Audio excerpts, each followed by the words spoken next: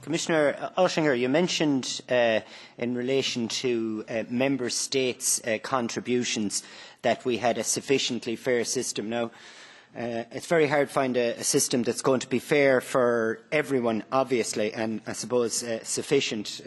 Who knows what that is? But you're probably aware that this system for 2015 and for Ireland's contribution in 2016, that you couldn't really describe it as a sufficiently fair system because I come from Ireland, and last year, or in 2015, we were meant to have had growth of 26% GDP.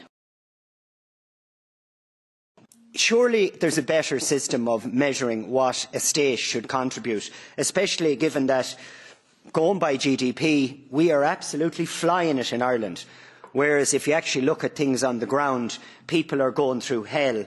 And as a result of this GDP, as my mother would have said, you can't eat GDP, we're going to have to give 280 million more this year.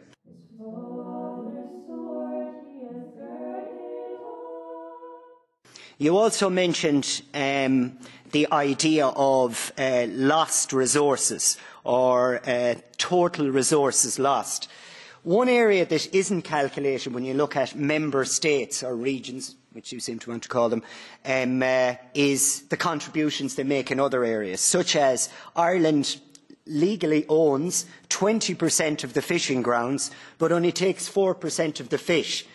Some people estimate this costs us at least €1 billion a year and €3 billion when you look at value added. So from the point of view of total resources lost, well, we're losing badly in Ireland, and from the point of view of a sufficiently fair system, can you explain how it's fair, that system that you currently have?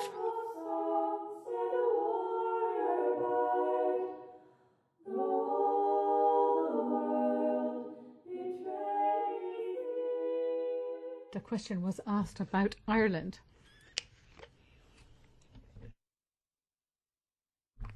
If the Finance Minister, the Foreign Minister or the President of the Statistical Office from Ireland would like to address some questions to me, I will be more than delighted to look at all these questions and respond to them in as much detail as I possibly can. For the moment, what I know is that the President of the Statistical Office and Eurostat provide preliminary information. They do a lot of work and they submit the information which is used to calculate the GNI key in general terms, and this is not done on the basis of any kind of majority voting.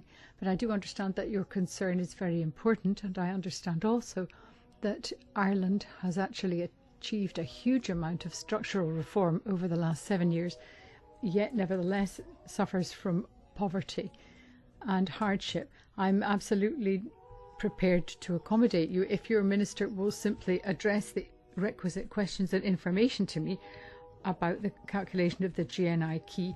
I would need figures to back it up. But if I can be given this information and these questions can be submitted to me, I'm delighted to do everything that I can. As to whether the GNI is the appropriate approach, it is the approach that we currently have. It is provided for by the budgetary and financial regulations which were adopted by the Parliament and the Council in the due legislative procedure. If there is a wish to change this, it would need to be done in the context of the next multi-annual financial framework. It could be possible, certainly, to change it, and it could be possible to reduce the portion of GNI in own resources and replace that by some other additional or new source of own financing. The Monti report will shed a great deal of light on the potential options for this.